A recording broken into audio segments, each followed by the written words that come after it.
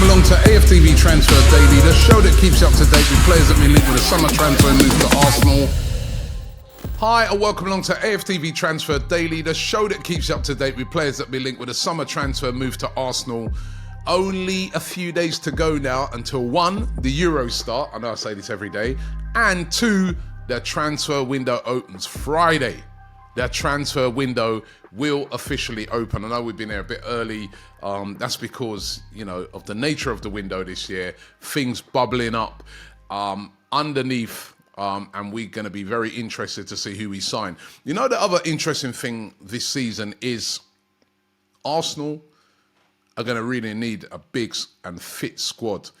What state are the players going to be in after all these competitions? I was talking to Chris Hudson, the legendary Chris Hudson. He was in the studio yesterday, and we were discussing this very point. What are the players going to be like? They've got the Euros, other set of players like Martinelli, Gabriel. They've got the Copa America that's going on. That starts next week, Friday. Then they come back from that, and you'd expect England, for instance, to get late down in the tournament. So Declan Rice, Saka, Ramsdale. You'd expect Brazil to go far into the Copa America. Gabriel, he's going to be featuring in that. Martinelli. Belgium could go far down. Trossard. Who else? Lots of our players could be involved in, these tournaments quite late down into them. Then they got to just go and nick a quick holiday, right? Then come back to pre-season training. I mean, you really do get the impression that some of these players ain't going to be quite ready if they go far down into this tournament come the new season. So new signings could be absolutely key, to get Arsenal going early on in the tournaments, early on in the league after these tournaments. So it's going to be really, really important. So let's take a look at some of the players that are linked. Dominic Solanke continuing to be linked today. We know that the biggest link has been Sesko. There's been rumours of a possible move for Joshua Zirkzee. But bubbling up underneath this is Dominic Solanke. Had a great season last year. 19 goals in the Premier League. Really found a home at Bournemouth. Really scoring goals. And he's got this release clause in his contract said to be £65 million. It's a weird one because it only applies apparently to the top teams. So, if he wants to go Arsenal, if he wants to go City, Chelsea, Man United, 65 million. If it's another club, it's less. A bit of a weird one. Punishing the big teams, but why not? They got the money.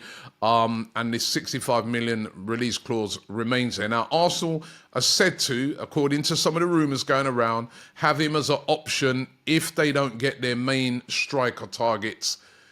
I remember I put it out there a few days ago about Dominic Solanke. I have to say, very mixed. Most people seeming to say that, nah, he's not of the quality that we need at Arsenal. Good player, but not what we need.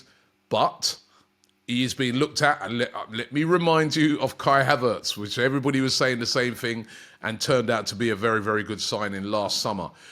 This is a very interesting one. We all know that Arsenal are looking at wingers for this summer's transfer window, particularly on the right-hand side. We know that we've got an excellent player in Saka, but what if he gets injured? Who covers him? Reece Nelson looks like he could be on the move. So who might Arsenal bring in to replace him? Now, Marcus Edwards, the ex-Spurs player, has emerged as a target. He actually left Spurs in 2019. Didn't really figure much for Spurs at all. Moved over to Portugal. Has done really, really well. And playing for Sporting CP's won titles there. Something that he would never have done at Spurs, of course. He wouldn't have won no trophies there. We know that, right? But last season, he was a bit of a bit part player for Sporting CP. I'm sort of falling down the pecking order. 4 goals, 5 assists. Seemingly not really in the manager's favour, Amorim at the moment. And he could be moved on this summer. And according to the Portuguese publication, Ajojo, they're saying that he's linked with a move back to North London. Now, he's more heavily linked with a move back to Spurs, but there's also suggestions that Arsenal may be interested in him as well. I remember watching him play when Sporting played against us. A good player, had a really good game against us, obviously motivated to do well. Seen him in subsequent games and looks a really, really good player. Still only 25, so should be right in his prime now, and being linked with a move back to North London. I don't know if Arsenal will go for Marcus Edwards. Good player, but is he really going to be that player that really pushes Saka? I don't know. Probably available for around about £20 million. I see a more likelihood, if he does come back to London, of him going to Spurs more than Arsenal, but it's a link that's out there today.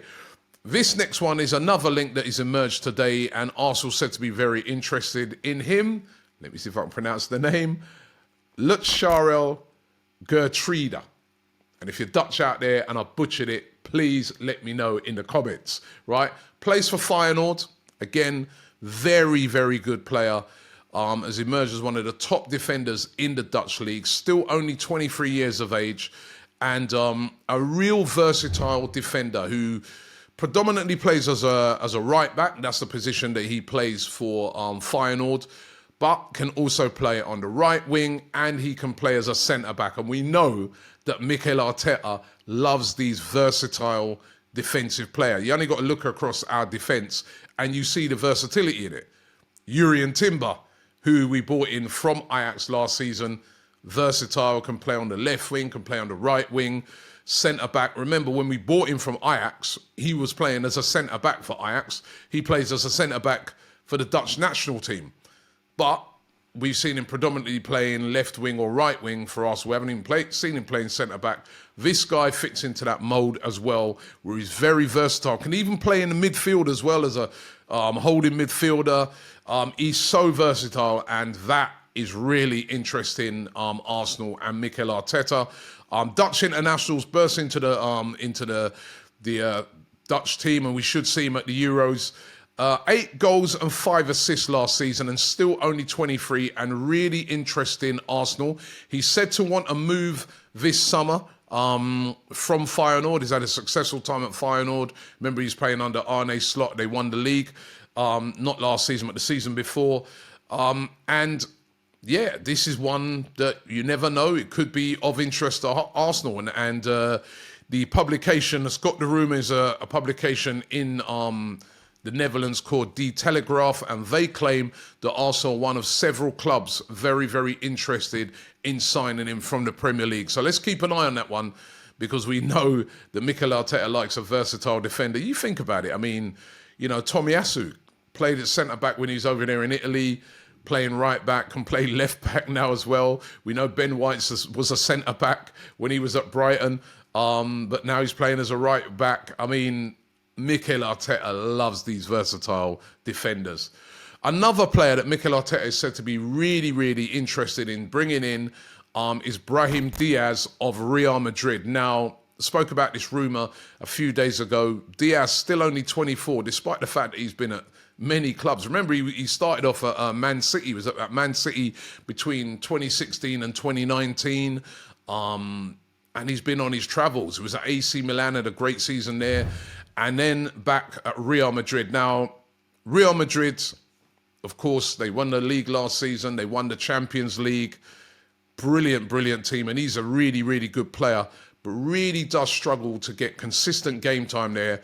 And that's probably about to get worse for him now that Real Madrid are signing Mbappe. They're signing Endrick. Where's he going to play? And, all these players just don't fit. Somebody's going to have to move on. He could be the one to move on. Mikel Arteta could be looking to sort of repeat that Odegaard trick where he brings in a player from Real Madrid for around about the 30s millions, and he's been valued, Brahim Diaz, at around about £35 million. And then hopefully he can turn Brahim Diaz into what he's done with Odegaard, which is an absolutely fantastic player. Odegaard, player of the season, 2 years in a running for Arsenal. And this guy is a guy that would bring a lot of technical ability and skill to Arsenal's midfield, and would be a really, really good addition. Now, there's been suggestions even that Arsenal could fund this by selling Fabio Vieira. I spoke about this yesterday, that Vieira could be a player that Arsenal might look to move on this summer. But let's keep an eye on this one. Brahim Diaz, it's an interesting one that Arsenal, interests in the Real Madrid playmaker.